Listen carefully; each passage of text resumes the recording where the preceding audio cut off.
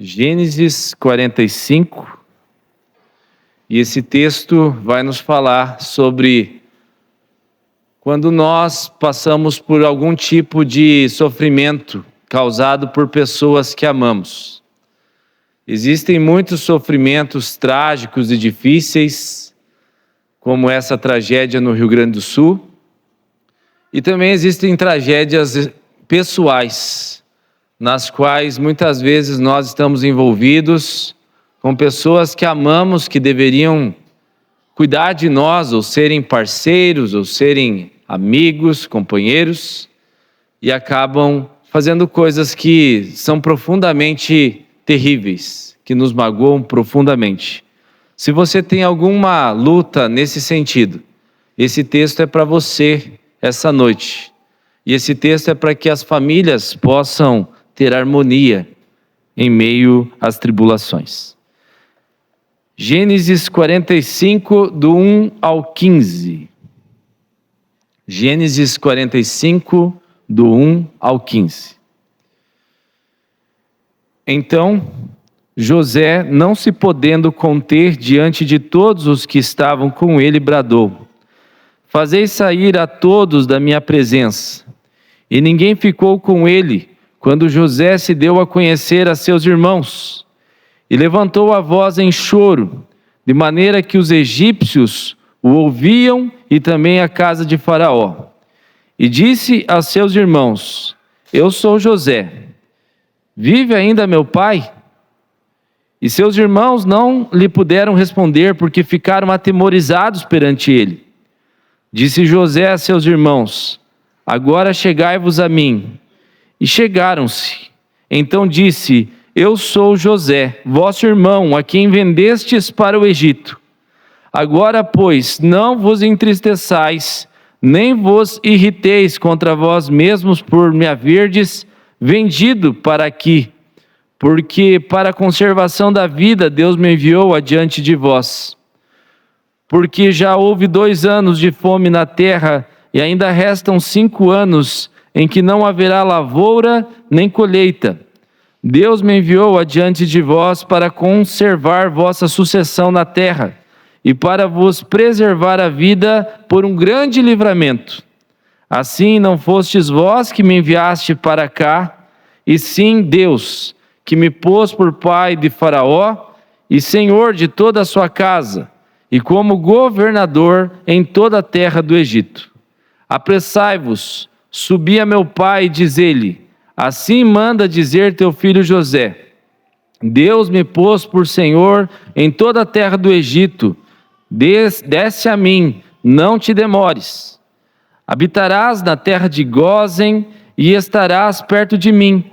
Tu, teus filhos, os filhos de teus filhos, os teus rebanhos, o teu gado e tudo quanto tens.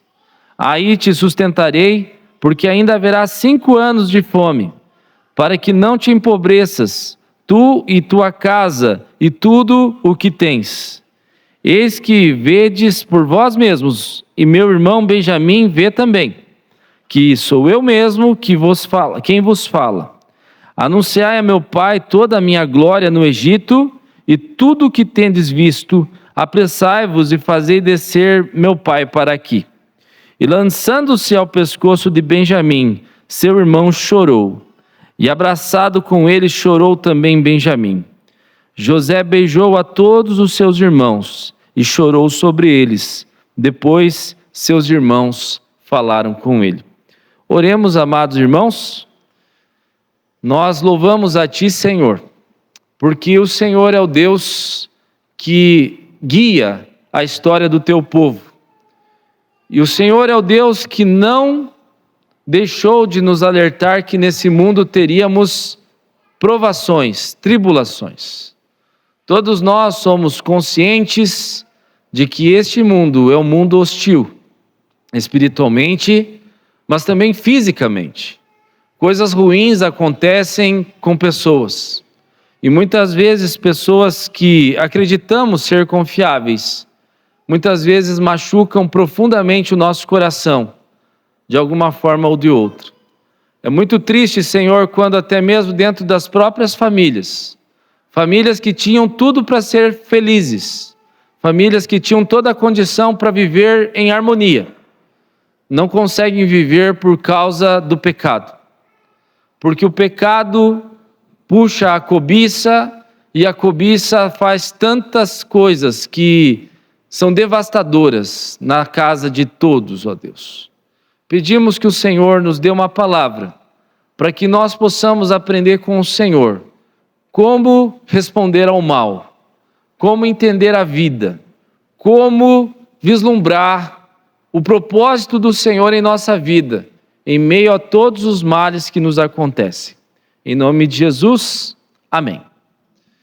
José passou por vários sentimentos complicados, combustíveis que poderiam tornar a sua vida uma vida contra Deus, uma vida revoltada. Ele era filho de uma família bígama. Seu pai casou-se com uma mulher por engano, chamada Lia. Ele gostava muito e amava a irmã de Lia, que era Raquel. Mas seu sogro, na noite de núpcias, trocou as duas. E depois de trabalhar vários anos, ele teve então as duas esposas.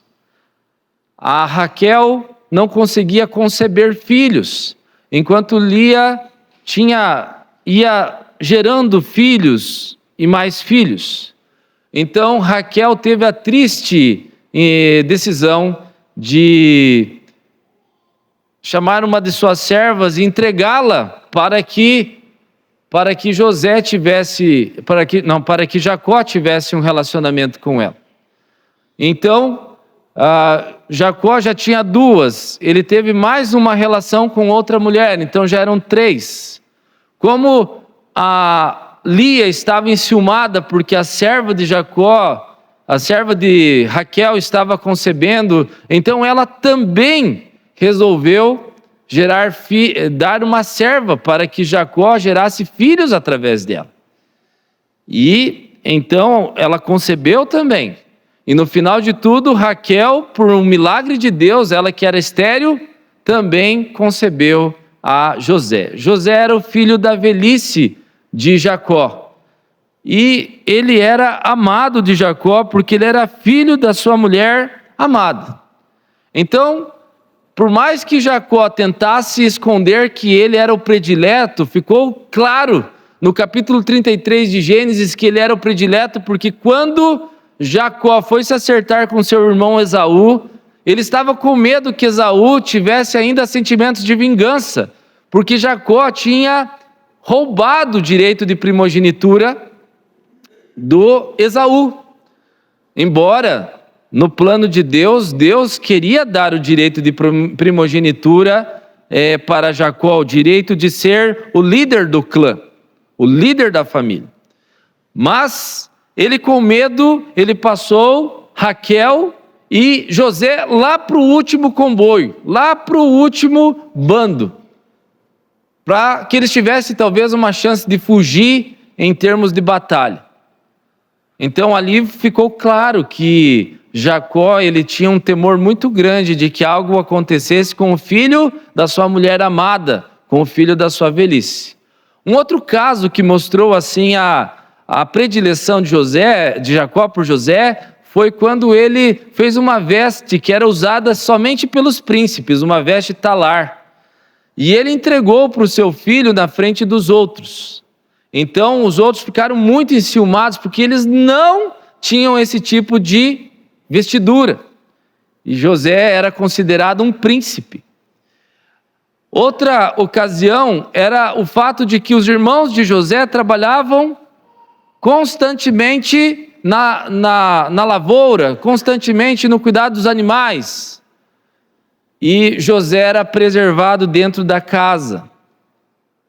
E quando José ia falar dos seus sonhos, José falava que ele ascenderia acima dos irmãos, e até mesmo acima de Jacó e de sua esposa Raquel.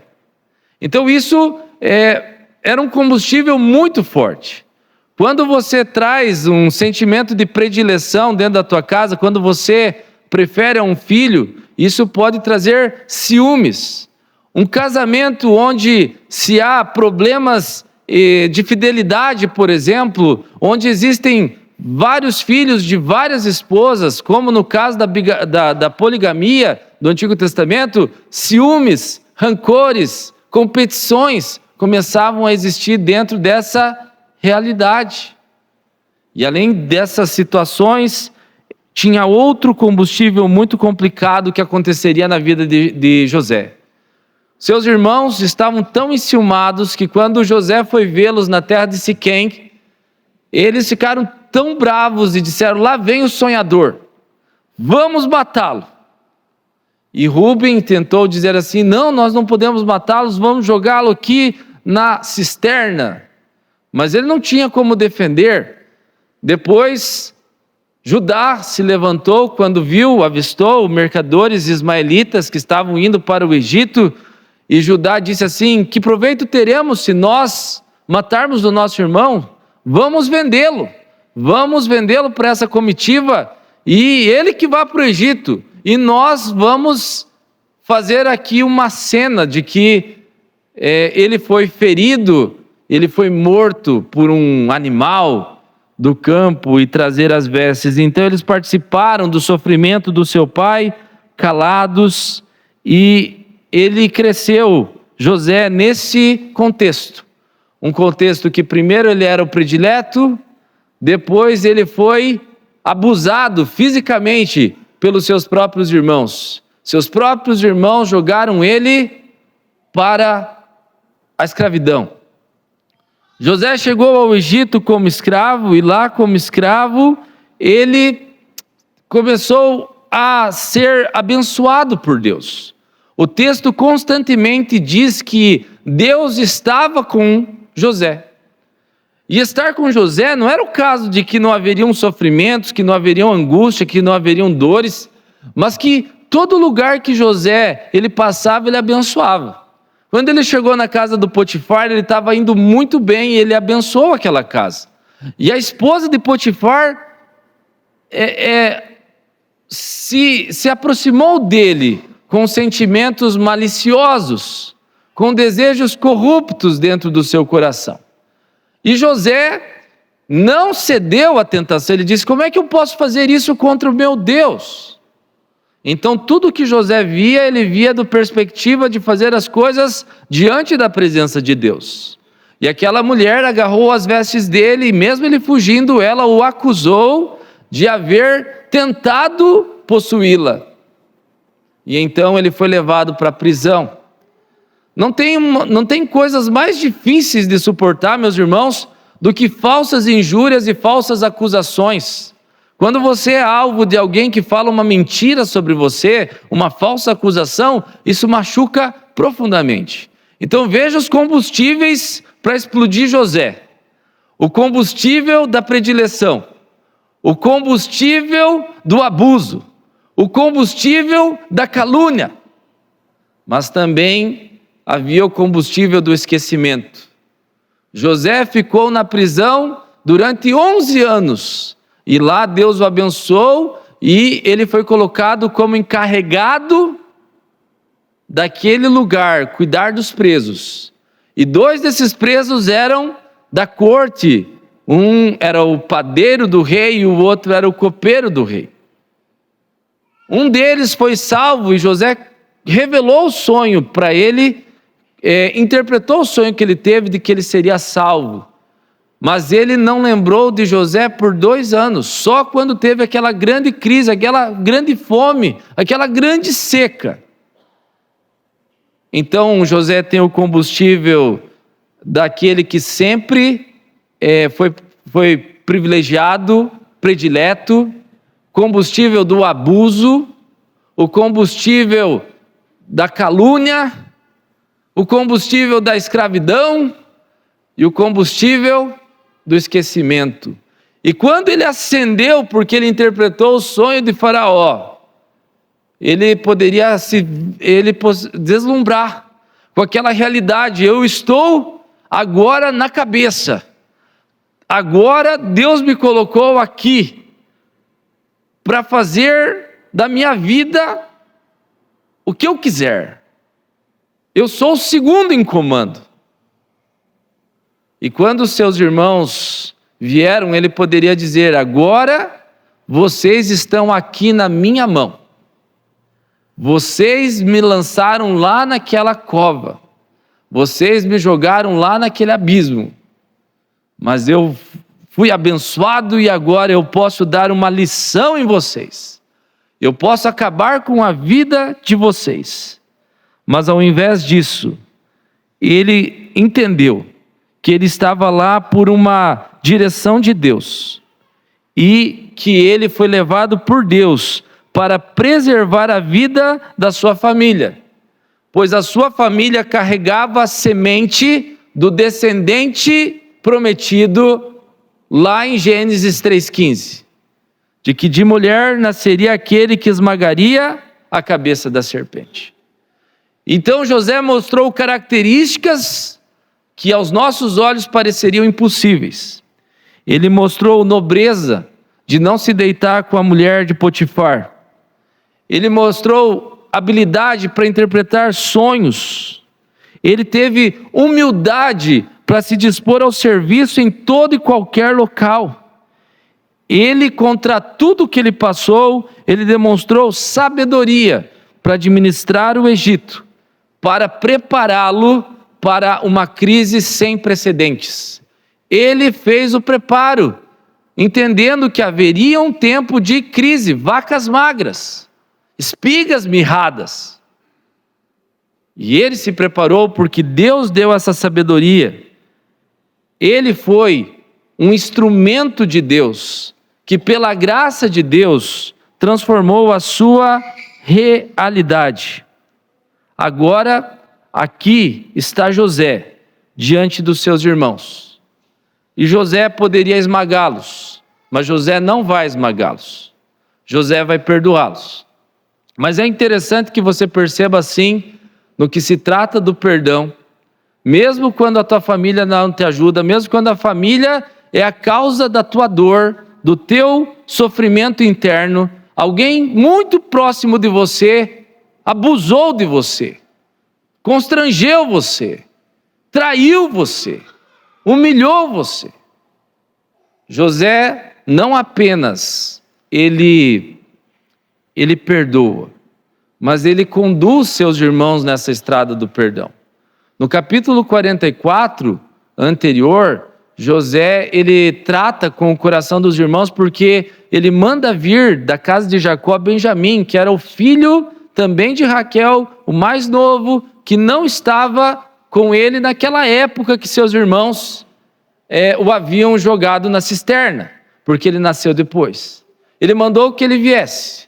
E então ele os encheu de produtos para levar para o seu pai, os tratou muito bem, mas colocou na bagagem um copo, no qual ele tomava lá.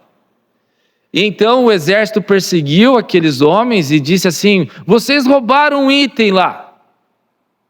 E aí eles ficaram admirados: não, nós não fizemos isso, nós não fizemos, ninguém fez isso, pode abrir os pacotes. E para a tristeza deles, o copo de ouro do primeiro-ministro do Egito estava dentro do saco de Benjamim. E eles então voltaram com Benjamim, voltaram com os soldados, e Judá se levantou dizendo assim: se esse menino ficar preso aqui, nosso pai ele vai morrer. Pois já havia um outro moço que ele não está mais entre nós, e trouxe muito sofrimento o que aconteceu com ele. Por que José estava fazendo isso com seus irmãos? Porque ele estava testando para ver se seus irmãos teriam o cuidado que antes eles não tinham pelo seu pai, o cuidado que eles não tinham antes pelo seu irmão mais novo. Agora Judá estava disposto a dizer assim: eu me sacrifico, eu fico aqui no lugar de Benjamim, deixa ele ir, porque senão meu pai não vai sobreviver, eu me entrego no lugar dele.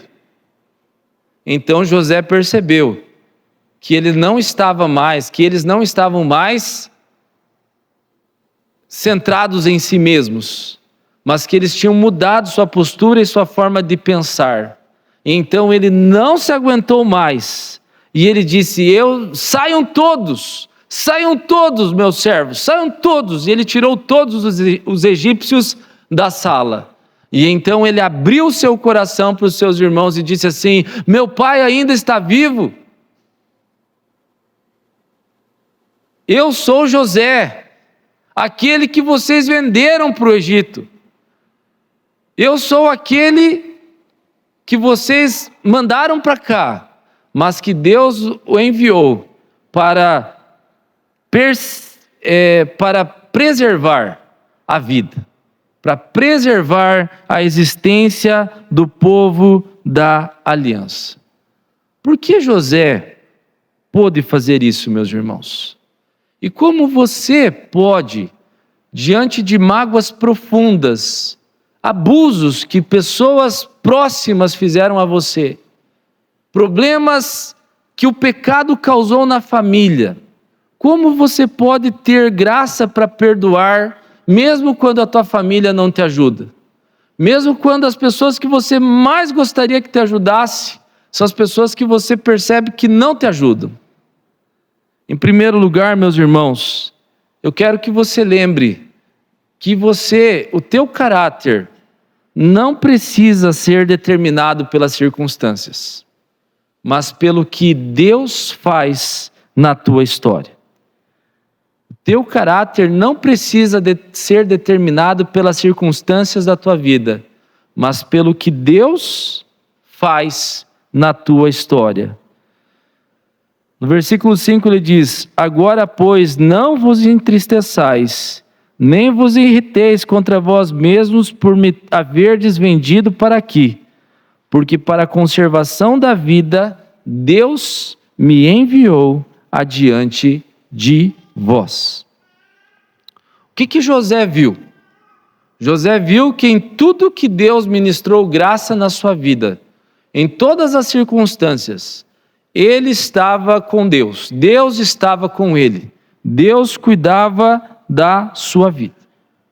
Nós vivemos em um mundo em que somos aconselhados muitas vezes a fugir das circunstâncias.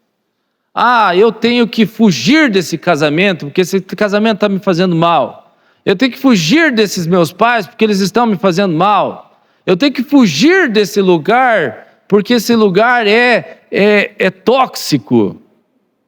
Nós precisamos entender que José enfrentou os pesares e as dificuldades da sua vida de frente. Ele enfrentou todos esses combustíveis que eram explosivos na sua vida. Predileção, o abuso da rejeição dos irmãos, a vingança dos irmãos, a escravidão, a mentira contra o seu nome, a calúnia.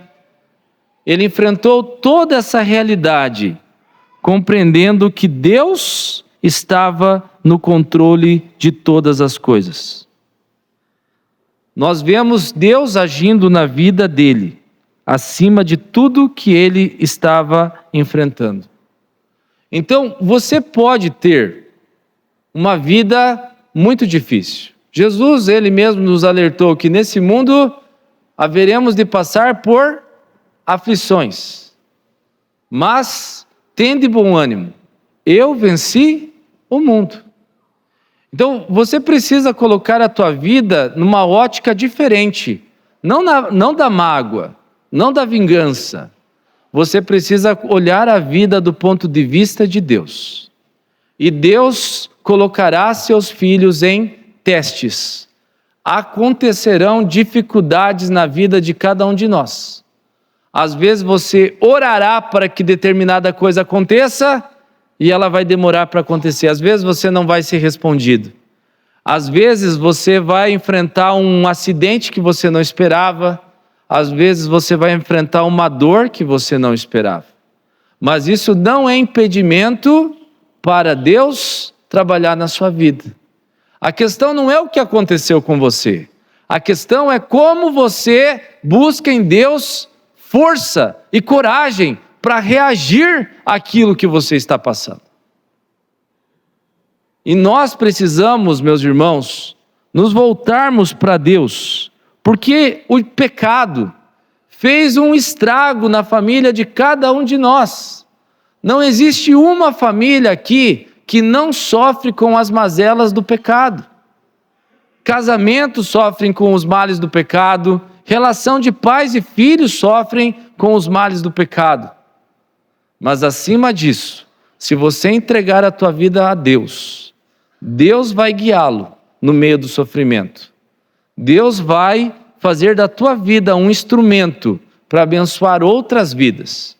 Como eu falei antes, Deus estar com José não era uma questão de que tudo iria bem na vida dele. A partir de agora você não vai ser mais preso. Quer dizer que quando ele estava preso, Deus não estava com ele. Quer dizer que quando ele foi abusado fisicamente pelos irmãos, que eles empurraram ele lá, Deus não estava com ele. Quer dizer que quando ele foi caluniado, Deus não estava com ele? Para muita gente é assim. E tem muita gente ainda que diz assim: foi a falta de fé tua que aconteceu isso na tua vida. Quando você foi jogado lá na cisterna, José, é porque faltou fé para você. Quando você foi vendido como escravo, foi porque faltou fé para você. Quando você foi caluniado, mentiram sobre você, foi porque faltou fé, porque você estava em pecado. Não, mas quando você se tornou primeiro-ministro do Egito, é porque você se consagrou a Deus. Isso é mentira. Isso é mentira. Deus está com o seu povo nos altos e baixos da vida. Quando você for humilhado, Deus estará lá com você. No dia em que Jesus, ele estava em densas trevas na cruz, o império das trevas comemorava porque acreditava que a vitória havia chegado. Parecia que tudo estava acabado no plano de Deus. Mas ao terceiro dia ele ressuscitou.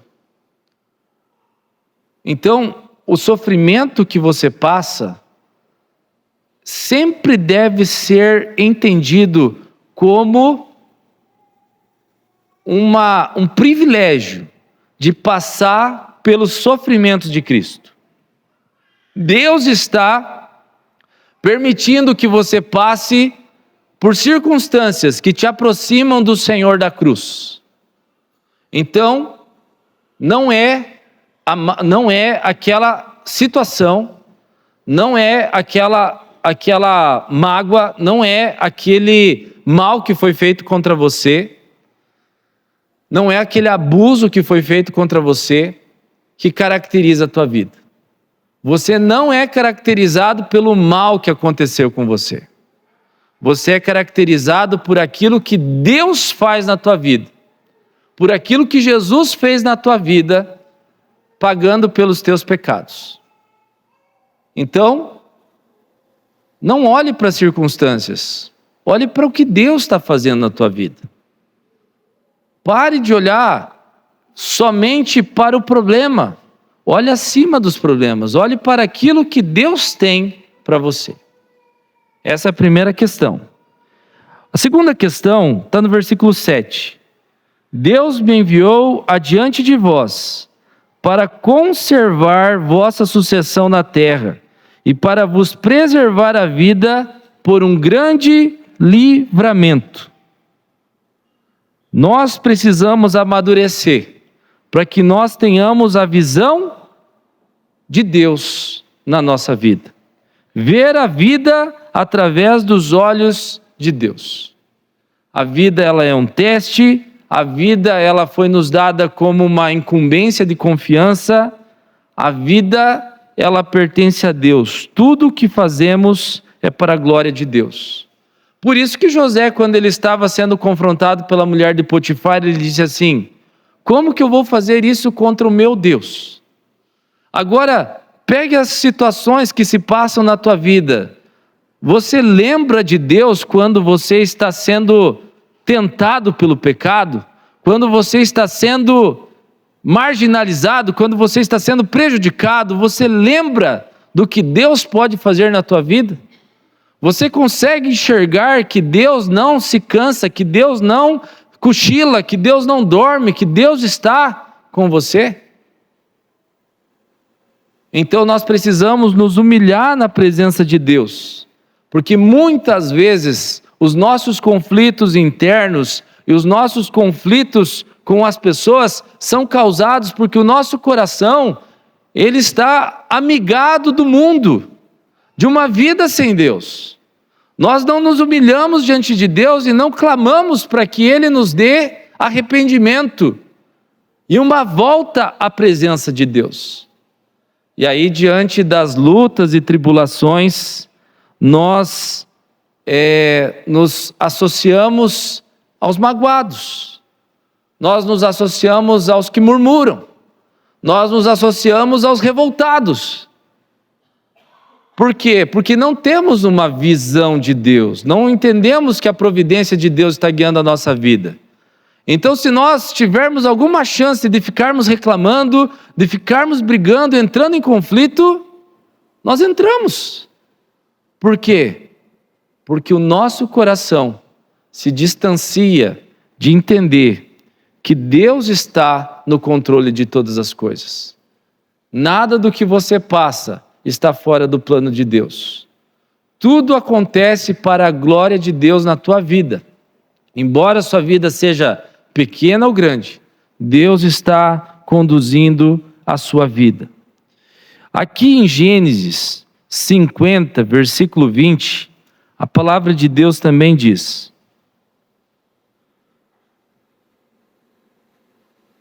19 e 20. Respondeu-lhe José: não temais, acaso estou eu em lugar de Deus? Vós, na verdade, intentaste o mal contra mim, porém Deus o tornou em bem, para fazer como vedes agora, que se conserve muita gente em vida. Anos depois, quando Jacó já havia falecido, os irmãos então pensaram: agora nós não temos mais saída. Os irmãos de José pensaram: agora ele vai consumar vingança, porque ele não se vingou de nós por causa do nosso pai. Então, eles foram até a presença de José e tentaram convencê-lo, lembrando do juramento que José tinha feito, de que ia protegê-los, porque eles estavam com medo que José não defendesse eles mais. Mas olha o que José falou: vocês intentaram o mal contra mim, mas Deus reverteu o mal em bem. José não deixa de expor os pecados dos seus irmãos. José deixa claro que pecado é pecado. Aquilo que eles haviam feito contra ele, era errado, era um crime. Não tem como você deixar de falar de algo errado que aconteceu. Você precisa deixar claro. A pessoa te magoou, você precisa mostrar isso para ela.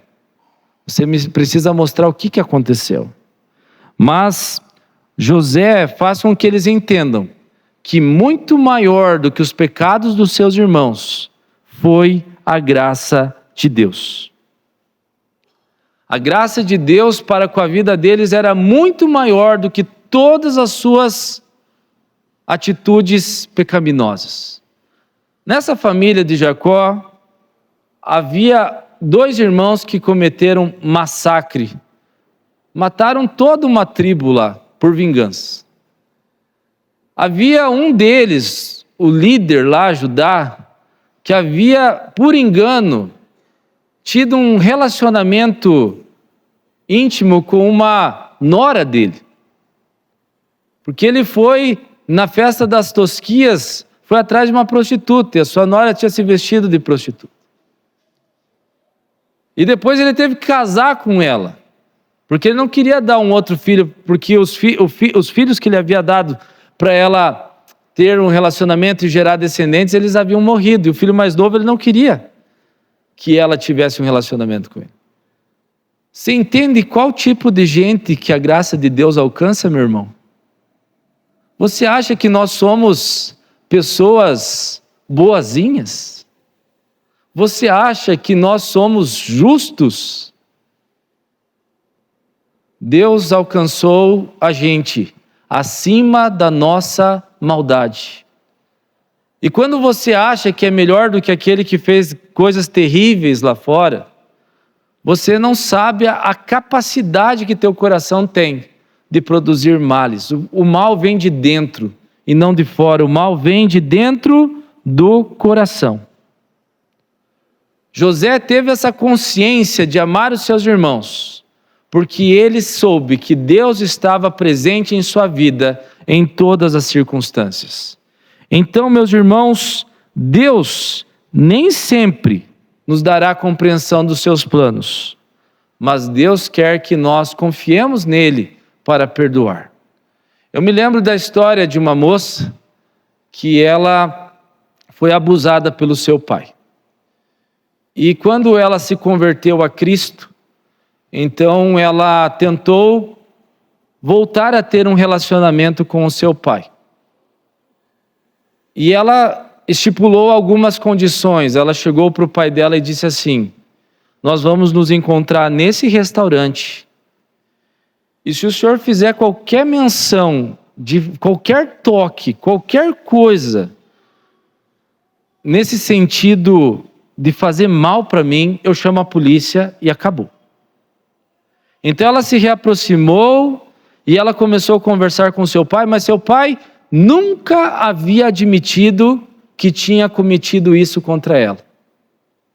E passaram-se anos que os dois se encontravam no restaurante uma vez por semana, mas o pai não reconhecia que havia feito aquilo com ela e que ela precisou da graça de Deus para superar tudo aquilo e perdoar e ter uma nova vida.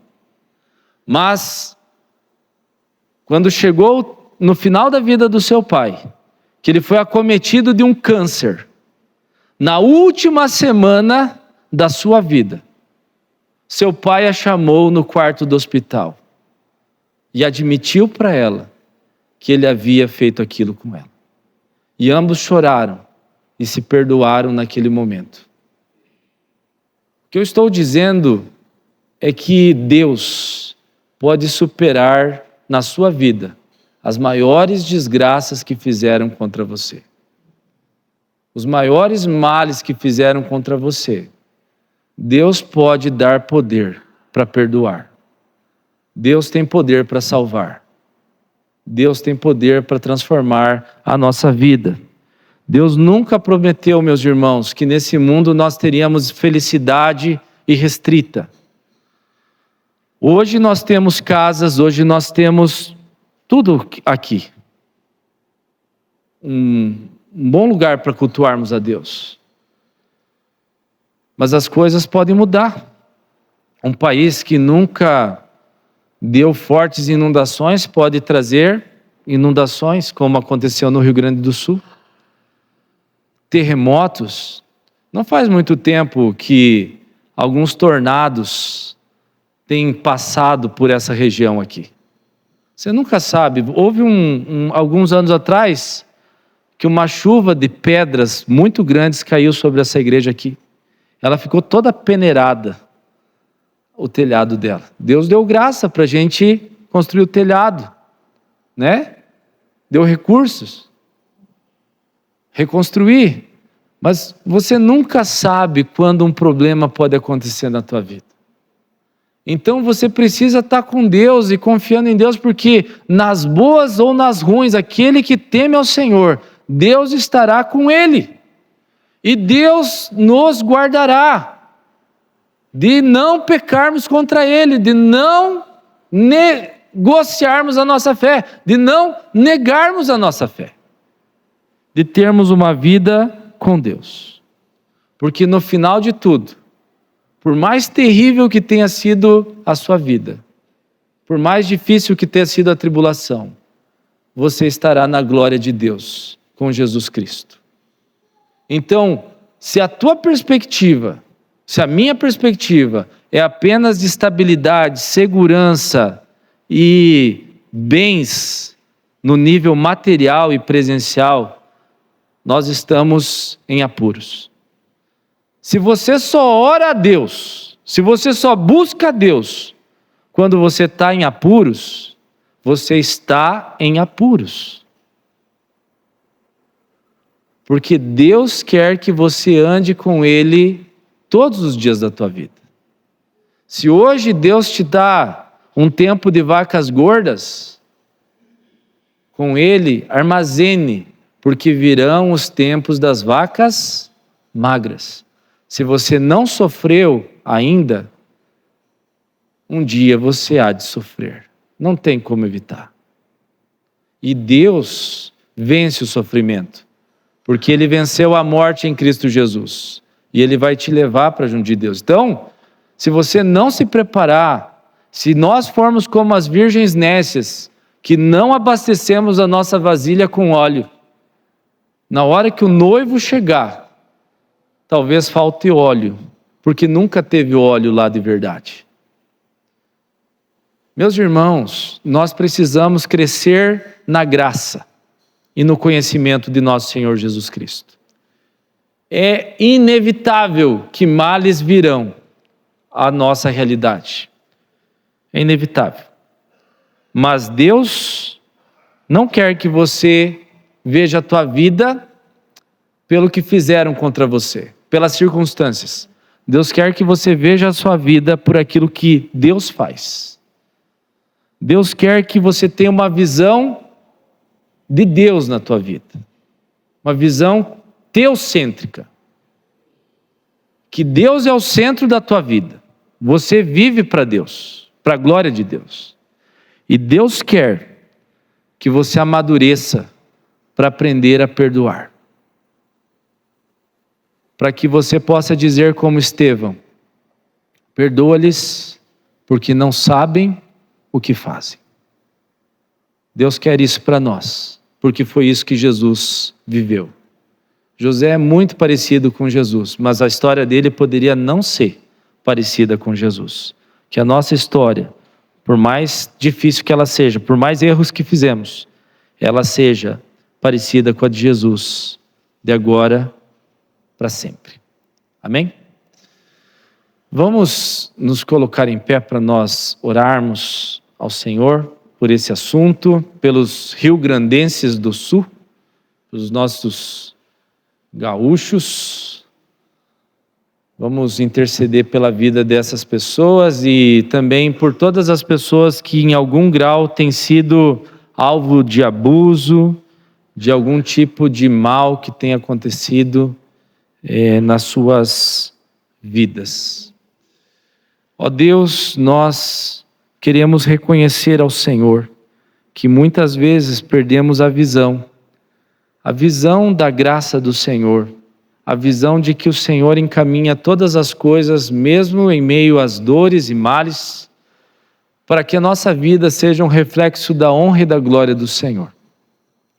Assim como aquela menina que foi tirada da casa dos seus pais e levada para a Síria, na casa daquele general chamado Naamã, e que ela poderia ter ficado bem quietinha quando seu chefe, na verdade seu escravizador, estava mal. Ela disse que havia alguém que poderia curá-lo. Assim como ela, que o Senhor faça despertar em nós um novo coração. Um coração transformado. Um coração semelhante ao coração do nosso Senhor Jesus Cristo. Ó Deus, é muito difícil quando passamos por qualquer coisinha, nós já ficamos com dificuldade. Imagine perder, como essas pessoas perderam tudo, perderam, além de bens, perderam pessoas. Tem sido muito difícil para eles lá, Senhor. E como é difícil para nós termos empatia com a dor e o sofrimento que o pecado causou naquela... Que o mundo, debaixo da maldição, tem essa dor que poderia estar acontecendo com qualquer um de nós aqui. Por isso, ó Deus, que nós, naquilo que pudermos, ó Deus, sejamos a resposta dessa oração. Estendamos as nossas mãos, o nosso coração, a nossa oração para aquelas vidas, e não só para aquelas, mas que a gente pense globalmente em tantas e tantas vidas que precisam do teu socorro, precisam do Senhor. E existem vidas aqui na nossa cidade também, que estão sofrendo agora, longe de Jesus, que mais do que a ajuda humanitária que é necessária, no caso de itens de ajuda física, que nós levemos o Evangelho, porque esse mundo está numa catástrofe espiritual. Esteja, Deus, abençoando essas vidas que estão sofrendo porque foram traídas, abusadas. Esteja, Deus, alcançando, ó Pai, esses corações que sofrem, para que eles possam, ó Pai, ser tratados pelo Senhor. Cuide, Deus, desta igreja para que nós tenhamos vitória sobre as mágoas e amarguras do nosso coração. Que nós não sejamos um povo que carrega a ira e a mágoa, que nós sejamos um povo que perdoa. Abençoe, ó Deus, em nome de Jesus, nossas vidas, para que a gente possa viver para Ti e ter um coração disposto a perdoar. Em nome de Jesus, amém. Que a graça do Senhor Jesus, o amor de Deus o Pai, o consolo, a consolação e a direção do Espírito Santo seja sobre todos vós. Amém, amém, amém.